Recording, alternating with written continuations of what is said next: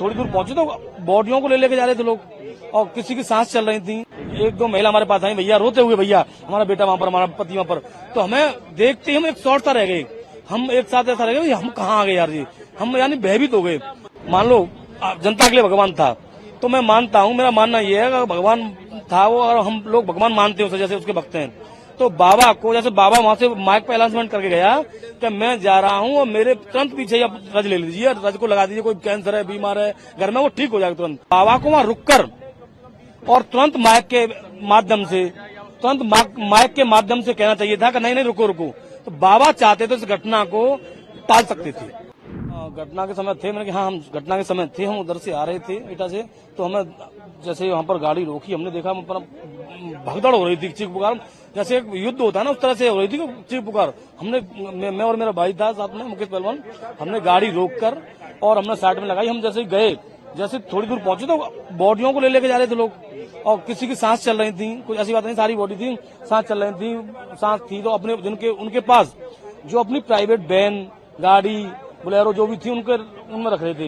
एक दो महिला हमारे पास आई, भैया रोते हुए, भैया हमारा बेटा वहां पर, हमारा पति वहां पर। तो हमें देखते ही हम एक शॉर्ट सा रह गए, हम एक साथ ऐसा रह गए, हम कहाँ आ गए यार जी, हम यानी भयभीत हो गए। तो फिर हमने सोचा चलो कोई बात नहीं है, इनकी सहयोग करना चाहिए। हमने उनके साथ उनके पतियों को, महिलाओं को, बेचारा महिला ज्यादा वहां पर डेड थी, महिला घायल भी थी, उनको उठवा के हमने प्राइवेट गाड़ी में रखा हुआ था। प्रशासन भी लगा हुआ था वहां पर, पुलिस के लोग भी लगे हुए थे। एक सिकंदर राव के वो हैं कि वहां पर एसडीएम थे, वो भी अपनी हाथ में उठा के बॉडी में वो भी लगे हुए थे।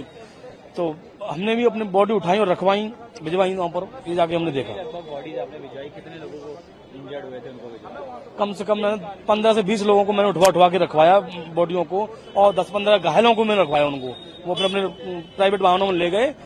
और एसडीएम साहब ने भी हमारा धन्यवाद किया, पहलवान जी आप बहुत अच्छा कर रहे हो, करवाओ पहलवान जी। तो हमने वहां पर, उन्होंने, मैंने कहा आप कहाँ से हैं? कि मैं एसडीएम सिकंदर राव हूँ, भैया आप हेल्प कीजिए प्लीज। वो बिल्कुल वो भी वैसे माहौल में थे एसडीएम साहब, वो भी अपनी बॉडी उठा के रख रहे थे। तो हमने भी, अधिकारी लोग लग रहे हैं, हम भी लगे हुए थे। पर बाबा की वहाँ पिंक जो थी ना, वो आर्मी वगैरह, उस समय वहाँ कोई नहीं था। सबसे ज्यादा मैं चाहूंगा, इसमें गलती है जैसे भी है, प्रशासन अपनी तरफ लगा हुआ है और अधिकारी लगे हुए हैं, परंतु जो बाबा भगवान था, मान लो जनता के लिए भगवान था, तो मैं मानता हूँ, मेरा मानना ये है कि भगवान था वो, और हम लोग भगवान मानते हैं उसे, जैसे उसके भक्त हैं। तो बाबा को, जैसे बाबा वहां से माइक पे अनाउंसमेंट करके गया कि मैं जा रहा हूँ और मेरे तुरंत पीछे ही आप रज ले लीजिए, रज को लगा दीजिए, कोई कैंसर है, बीमार है घर में, वो ठीक हो जाएगा तुरंत, नौकरी लग जाएगी। तो मेरा मानना ये है कि जैसे बाबा वहां से गई, तो बाबा जैसे निकले यहाँ से और 10-15 कदम निकले होंगे, तब तक ही वो भीड़ भगदड़ में दब कुचल के मरने लगे। तो बाबा को वहां रुककर और तुरंत माइक के माध्यम से कहना चाहिए था कि नहीं नहीं रुको रुको। तो बाबा चाहते तो इस घटना को टाल सकते थे। अच्छा, आप एक बहुत इम्पोर्टेंट बात बता रहे हैं। जी जी, जो बाबा की आर्मी है, जी जी, जो प्राइवेट सिक्योरिटी गार्ड जी जी, वो वहाँ पर बिल्कुल नजर नहीं आए, उस समय नहीं नजर आई, किसी की मदद नहीं करी। जी नहीं करी। उस समय घटना घटेगी, उस समय नहीं थे, उससे पहले चलेगी बाबा की आर्मी टोटल। बाबा की आर्मी चाहती तो बहुत लोगों के सहयोग हो सकता था, और बाबा उन लोगों के लिए भगवान था।